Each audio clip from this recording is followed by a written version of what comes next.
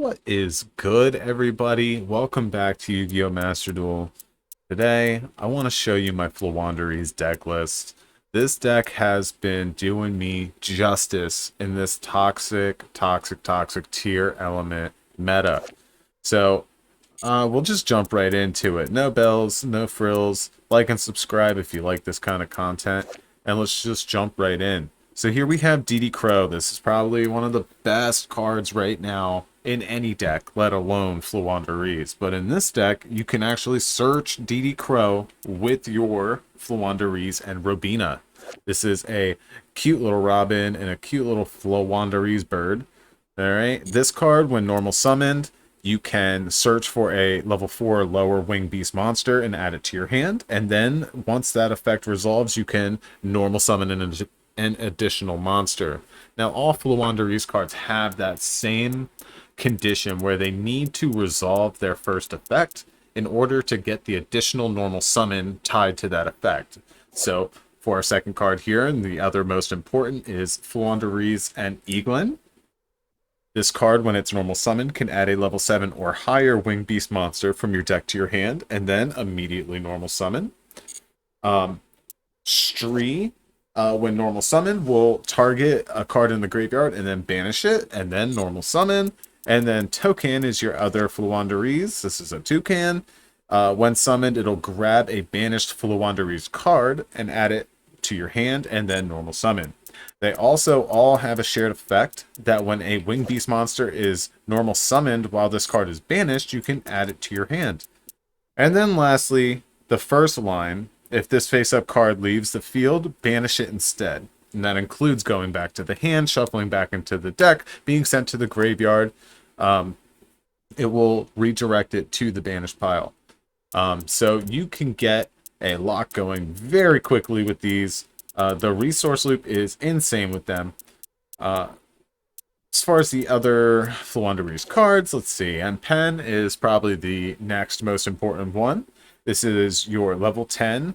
If this card is tribute summoned, add a Floowandereeze spell and trap from your deck to your hand. Then you can normal summon one monster.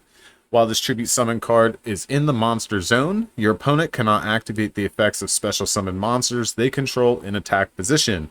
Mostly link monsters, but also can stop a whole bunch of other stuff. And then once per battle, if that wasn't good enough, during damage calculation, if this card battles an opponent's monster, you can banish a card from your hand, and that opponent's monster's attack become halved. Very, very good. Very hard to swing over.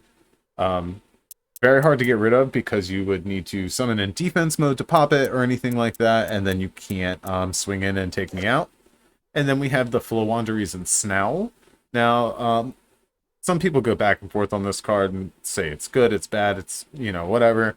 But basically what it does is you can activate its ability, and then during the turn you can conduct 3 normal summons instead of just 1. So this will give you 2 additional normal summons to the one that you get at the beginning of the turn anyway. And then when this card is on the field, all of your monsters do piercing damage. It's pretty awesome. It's not Floowandereeze monsters, it's any monster. And then it has the quick effect to banish a card from your hand and change all special summoned monsters to face down defense position. So it's basically a Book of Eclipse on its own that doesn't flip back up. That's it for the Floowandereeze monsters. The other monsters that we run are 1, Rise of the Mega Monarch. This card is amazing. You can ignore the first line. When this card is tribute summoned, target a card on the field and 1 card in either graveyard. And then also, if this card was tribute summoned by tributing a wind monster, you can target an additional card on the field. Place the first target on top of the deck in any order. The first targets on top of the deck in any order. Also, after that, return the additional target, if any, to the hand. So, a little wordy, but most times you will shuffle a card your opponent controls on the field on top of the deck, and 1 card usually in my own graveyard to the top of my deck. And then sometimes you get the return to the hand. I honestly don't know how it works, but he's still great. And then we have the Mist Valley Apex Avion, which by returning itself to the hand can negate any card or activation and destroy it, which is super duper powerful. For the spell cards, we have a lot of generic good stuff. We have Terraforming to search our field spell, 2 Pot of Dualities to dig 3 cards deep into our deck, and I have a Royal Rare, and it's pretty. 2 Pot of Extravagance, because it says draw 2. 1 Pot of Prosperity, which does conflict with the Extravagance, but still, if you need a specific card, sometimes drawing 2 isn't exactly the way you want to find it. Here is our Floowandereeze in the Magnificent Map. This is limited to 1 for good reason. This card lets you additionally normal summon by revealing a Floowandereeze in your hand and then banishing any Floowandereeze card with a different name from your deck, which will let you normal summon that monster and then start your combos from there. And then if they interrupt you, you have your normal summon for the turn. This also has the effect that if your opponent normal summons a monster, you can then normal summon a Floowandereeze monster and start your combos all over right there. This is the one that stays on the field, so they'll end up seeing this the most, and hopefully they'll release it one day, but probably not anytime soon. We're playing 2-Dimensional Fissure, which just says any monster sent to the graveyard is banished instead, which we don't care about, but other decks will literally surrender if you play this card. We skipped over it, but this is Dimension Shifter, who does almost the same thing. She says if you have no cards in your graveyard, send this card from your hand to the graveyard, and until the end of the next turn, any card sent to the graveyard is banished instead.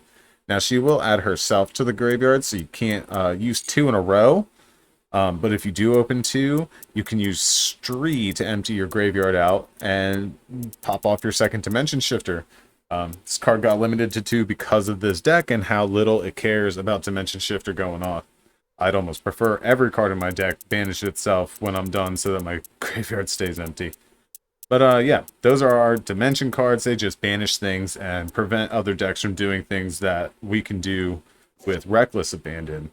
This is Floowandereeze in the Unexplored Winds. I was playing this at 2, but I recently cut it down to 1. This just says that you can conduct tribute summons that require 2 tributes by sending a monster you control and a card your opponent controls to the graveyard instead of tributing. It also has the effect to shuffle Winged Beast monsters back into your deck to draw cards, but deck is so consistent, you don't really need all of that. So yeah, this lets you tribute your opponent's cards. I tend to tribute their back row, get those out of the way, and then you can, go ahead and do your normal plays. Here is the Book of Moon. All right, I play 2 of these. This just says target a monster, flip it face down. It's not so great with link monsters and stuff running around, but it's actually not really for my opponent's monsters. These are to insulate our cards from being negated. The only card that it doesn't work on is an Ash Blossom, but any kind of Effect Veiler, targeted negation, infinite impermanence, none of that works if you then chain Book of Moon. We also have 1 Book of Eclipse. This is a slightly more powerful but more risky version. It says change all face-up monsters on the field face down, and then during the end phase, all your opponent's monsters flip up, and then they get to draw cards equal to the number of monsters that flip up on their side of the field. So, they'll draw some cards, but, if you can flip all their monsters face down or force out a negate with this, it's very, very helpful. We do play 2 Call by the Grave just because of the tier element matchup. 3 Floowandereeze and the Advent of Adventure. This card's very important. This lets you search your field spell. I was streaming with this deck and I had to put it at the top of the stream, okay? But always remember, grab the field spell first. You only have 1 and it is so good. So this card, you can banish a Winged Beast monster from your hand or on the field and add a Floowandereeze or the field spell to your hand. Okay. Now this is also an insulator, just like Book of Moon is, because if you activate Rubina, say they infinite impermanence, they're about to negate you, you can then activate this and banish the Rubina, which would still activate and search the Eaglin and summon the Eaglin, and then you can keep going through that. Then we'll get to that card in a second. This is Floowandereeze in the Dreaming Town. This is the trap card. Very, very good. I only play 1. You only need 1 because you can recycle it. And if the or if the duel goes on that long, you've won almost by default anyway. It says during the main phase, immediately after this effect resolves, normal summon a level 4 or lower winged beast monster. If you tribute summon a level 7 or higher monster while this card's in your graveyard, you can banish it, change all monsters your opponent controls to face down defense position. So once again, another full flip down book of clips, and that's very, very powerful. People forget that that even does that in the graveyard. I didn't even know it did that before I started playing the deck. I just knew about the normal summon. And then probably the most important card in the tier element matchup, and honestly just going second because people just let you go second. I can go second almost 100% of the time if I want to. So we just hope we draw evenly, and at the end of the battle phase, if your opponent controls more cards than you do, make them banish cards face down until they control the same number as you. And if you control no cards, you can activate it from your hand. So what you do is turn 2, you go to battle phase, go to main phase 2, make sure your toggle is on. I've messed up so many times doing this. Make sure your toggle's on, and then evenly match will proc itself, activate it, and then they'll have to banish everything except one card. This is huge against back row decks, or against decks such as Tier Element that don't put up a spell and trap negate. So yeah, that's the deck. That's how I've been playing it. I have had super great results with this. I even did a version of this for the attribute event, which I'll do a video on very soon. You know, it's missing the dimension shifter and the M pen and some of the more important stuff. But that's enough of the deck profile. I'm going to jump in and show you a couple replays.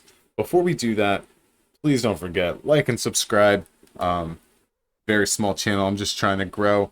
Let me know what kind of decks you like, what kind of decks you like to see, and we'll see if I know any more about them than any of you.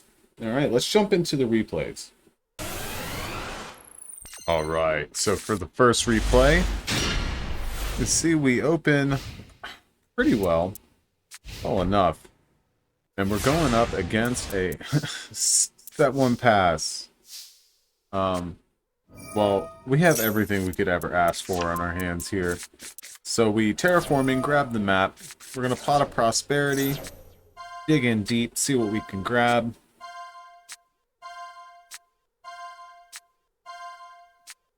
And it looks like we're grabbing the Floowandereeze and Snell. Can only search one.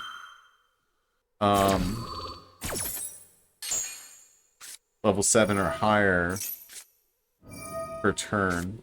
So here, instead of just starting, we're going to grab into the Robina. Robina is going to banish the token. And then we can chain block the Robina with the Stree here. Grab the Eaglin.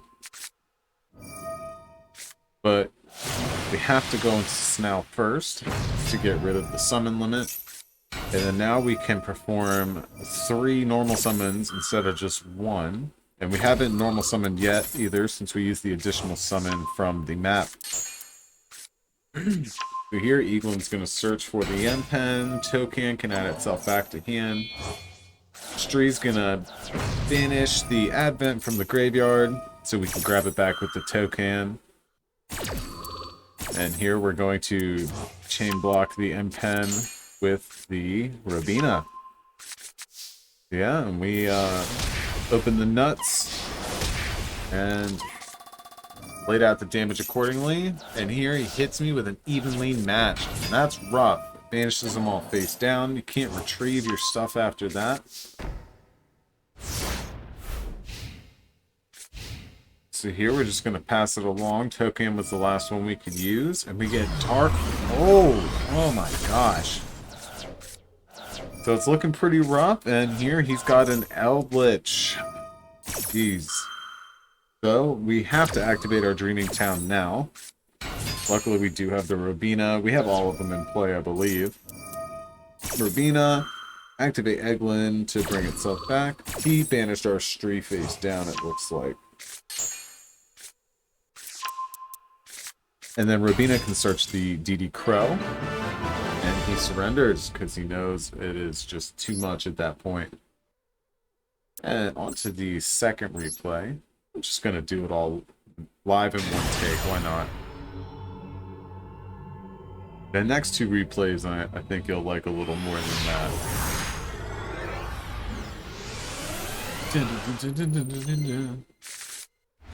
Alright, so we open, not the best. I mean, we have terraforming, we have the advent, we haven't evenly matched, and it... King of the Swamp. Wonder who plays that, yeah? Here's Tearlaments. Shrien activating to send a monster from the hand to the graveyard, and then mill 3, I believe. Here he sent an Aliber, just gonna fuse with the Tearlament in the graveyard into a Masquerade. And he normal summons the Rhino Heart, sending a Merly fusion summoning into the Tearlament's Rukalos and the Poly in the hand for the Kitkalos. Kitkalos is going to either add or send a Tearlament monster from the deck to the grave or to the hand. Shrian's going to chain now to fusion summon into the Kaleido Heart. Got the full setup, plus the Masquerade. Searches out the trap, ends it over. Now, one thing I want to point out real quick about the Tearlaments monsters. You notice they're pretty great. Other Aqua monsters can't be destroyed by battle. And then when your opponent activates a card or effect that includes an effect of special summon, you can negate and destroy and do a bunch of stuff. This one doesn't have any interruption at all, so you don't have to worry about it. And this one says, if it's special summoned or an Aqua monster sent to the graveyard by a card effect, then you can do a thing. Other than that, they have no form of spell and trap negation. Here, they usually grab the monster negate trap. So I went to the battle phase, as you can kind of see it, and he immediately rage quit. So that just shows you the power of Evenly Match. Evenly Match is probably the strongest card you can use against Tearlament going second. Unless they have some kind of Omni Negate, I don't see them putting up Borreloads. I don't see them putting up any Barones, nothing crazy like that. And here, we're going second against Tearlament again. And you can see the baby. So here, he's going to mill 5 for Mardek, mills some good stuff. Got the Robina out, got the Ryza out, got the Dimension Shifter out. Here he gets rid of our Apex. He's gotten through 10 cards of our deck, and it's really hard for us to get him back from the graveyard there. Here he's going to kick Kalos into the Royal Rare Scream. Let's take a peek at that real quick. That's hot. Little preview to some new cards in the artwork there too. But here he's gonna trigger a whole bunch of stuff. I don't even know what these all do yet. So it looks like Kit Kalos milled, Rhino Heart sent from the deck to the grave, Scream milled 3, gonna activate the trap, activate the spell card, Merly's gonna activate the fuse, go to town. We got the Rukalos here. Rukalos, is the special summon negate. It was pretty good. Goes into a Time Thief Redoer, rank 4. It's pretty interesting. He knows what my deck is. So in the standby, he's going to activate to banish itself, and then activate his Tearlament in the graveyard to go ahead and fusion summon into the Kaleido Heart. And he can mill. He has some shufflers. He's got all kinds of stuff going on. We go right to battle, right to the evenly matched. This card negates monster effects. Yeah, you can shuffle back. Keep panicking, bro. Keep panicking. You'll see just how hard evenly matched is against these guys. Yeah. And so this negates special summon. Well, guess what? Birdies don't special summon, okay? We got the Book of Moon. We got the Unexplored Winds. We got the Field Spell. We got everything. Okay? So I'm going to activate, banish for the map. Okay, with the map, we're going to go ahead and banish our Robina, I believe. Yup, banish Robina, summon Eaglin.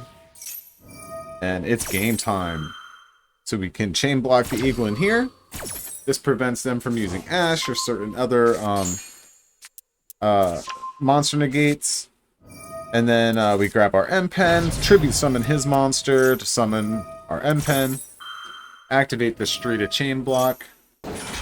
Now, Unexplored Winds does apparently send as a card effect, not as a tribute for a tribute summon, which is weird. It's not Monarch Storm 4th, so M-Pen's going to search into our Dreaming Town. Strion summon Banish from the graveyard. Oddness is going to activate to special summon from the hand. But he doesn't shuffle back, which would have stopped my Stree from activating any further and prevented the normal summon. Or did he actually do it? Here he summons into Kikkalos. Has to summon in defense mode or else he will be negated. We set 2, we pass it over. We did have to give up our battle phase for that. So here he's going to link all of us off into an underworld goddess of the closed world. And yeah, he's going to negate all our face-up monsters. Here we mess up by activating the trap and getting our Robina negated. Chain it with the Eaglin. Realize my mistake and fix it with the Book of Moon. Shout out to Stoner God 422K for pointing out how important the Book of Moon was to me. We're going to use Robina to search our DD Crow, which is beautiful in this matchup. Eaglin, grab M-Pen. We're set right back up. Tribute his monster. It's not looking like a whole lot he can do here. So we grab this just cuz. That's all we have left, really. I forgot almost that it was his turn. So he's going to fusion summon, realize that it's all pointless, and he scoops it up. Yeah, that's the replays that I have for Floowandereeze for you right now. Don't forget to like and subscribe.